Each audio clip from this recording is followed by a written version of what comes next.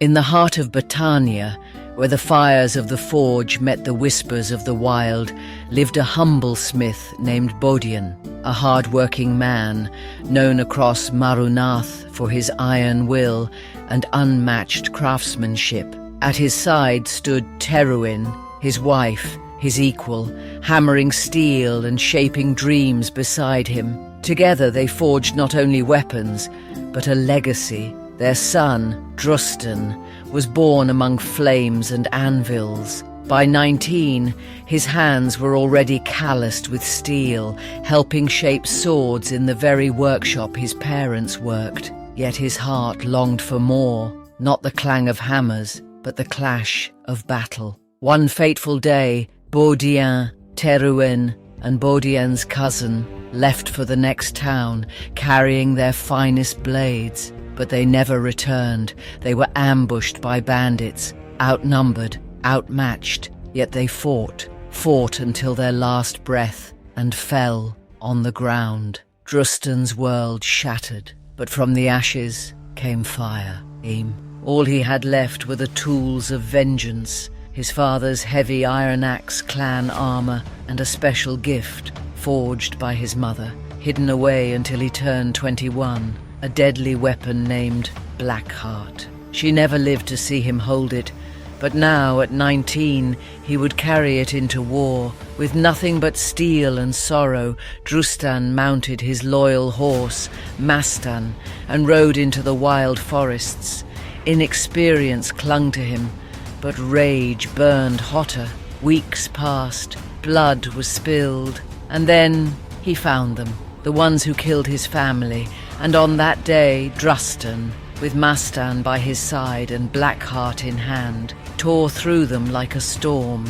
He left no man breathing, their skulls cast into the dirt. But vengeance revealed more, a hidden network of bandit hideouts spreading through Battania like rot beneath bark. And so began the purge. With his cousins, Drustan formed the Chosen Wolf, a fierce band of outlaws turned hunters. Their mission to cleanse the woods, the villages, the valleys, one bandit camp at a time, his skills sharpened, two-handed axe and throwing axe, each battle tougher than the last, each raid building his strength, his name, his legend. At 20, they stormed a massive camp, guarded, fortified and cruel. With grit and guile, Drustan and his band slaughtered the lot. The forest echoed with screams, and then silence. The loot was plentiful. The songs began. Bards sang of his fury.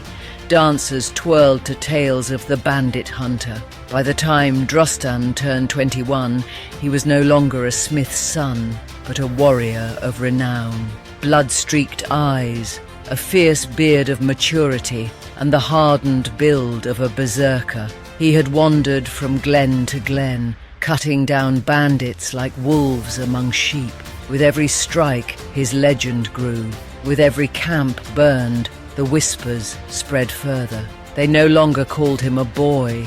They no longer called him a smith. They called him the bandit hunter. Meanwhile, in the ancient city of Dunglanis, the Rock of Glanis, trouble stirred. Villages nearby were under siege. Bandits struck like wolves, waiting until patrols passed before raiding and vanishing into hidden camps. Their terror choked trade. Revenue fell, and the people suffered. It was then that Dunglanis's royal companions suggested a name. Drustan, the man who knew how to destroy bandits, not just fight them. He wasn't just skilled. He led a loyal warband known as the Chosen Wolves. He had cleared many camps near Marunath's wilds, earning the title of Protector of the Poor, not for gold, but for honor. And so Lady Nwayan, noble of Battania, second wife to Mormer Urgen, head of the Fendurngil clan, a strategist, horsewoman and ruler in her own right, learned his name. She was 37, graceful, politically shrewd, but still touched by kindness. She ordered her companions to ride to Marunath, find Drustan and offer him a task, end the growing bandit terror near Dunglanis. and ask, what does he demand in return? The companions met Drustan, a warrior beside fire, cloak still blood-stained from his last raid. When they asked his price, he answered, nothing. This is my cause. These bandits are my war. With the companions and a few soldiers from Dunglanis, Drustan stormed the hidden camp. It was brutal but swift. His axe carved justice like flame through frost.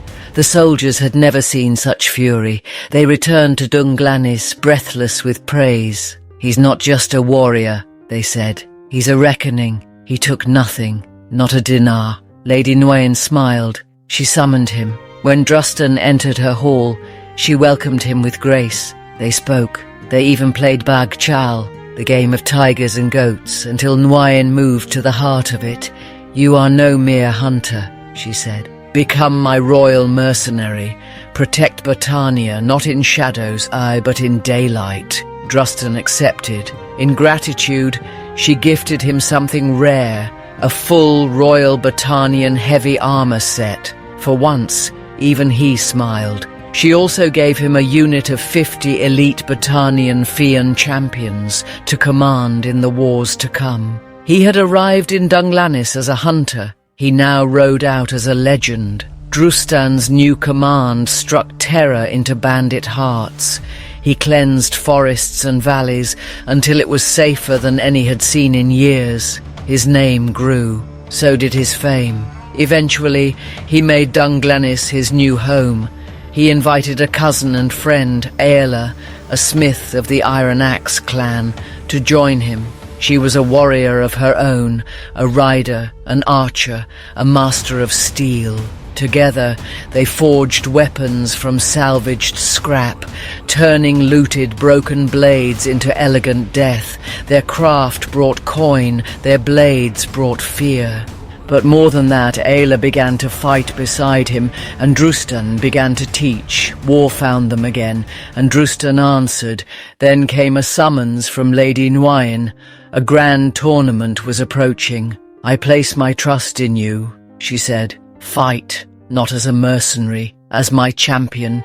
He trained, he entered, he won. Victory roared across Dunglanis, and when Drustan raised his axe to the sky, Lady Nguyen's gaze held his, not of command, but longing. No words were spoken, but hearts had shifted. Then war turned cruel. The Vlandians marched. In one fierce battle, they dominated the field. Lady Nguyen herself was taken prisoner. Drustan's fury knew no chains. He called on his old bandit contacts, slipped into the dark, and reached the dungeons where she was held. With axe and shadow he cut down her captors and led her free from the prison, bloodied but free. Lady Nguyen knew now, this man loved her. She him. They did not speak of it. But when Drustan freed her from that Vlandian prison, when their horses rode through the cold wind of revolt, and when her body trembled in pain, he did not let go. They rode until night swallowed the hills, until they reached a hidden campfire tucked between the pine shadows, a safe house known only to Drustan, a memory from darker days, a place untouched by war. There, beneath the stars, she rested, and he watched. Drustan, who had once sworn off love for the sake of vengeance, now laid aside his axe, and instead wrapped furs around her shoulders, fed her, tended her wounds, and stayed up through the night. She did not ask, he did not boast, but in their silence, love spoke, not the kind sung by bards, but the love of warriors, hard-earned, unspoken, divine. Two souls scarred by war, two hearts learning warmth again by firelight. She recovered slowly, and when the time came, he placed her on horseback and rode back to Dunglanis with the loyalty of a knight, but the heart of something deeper.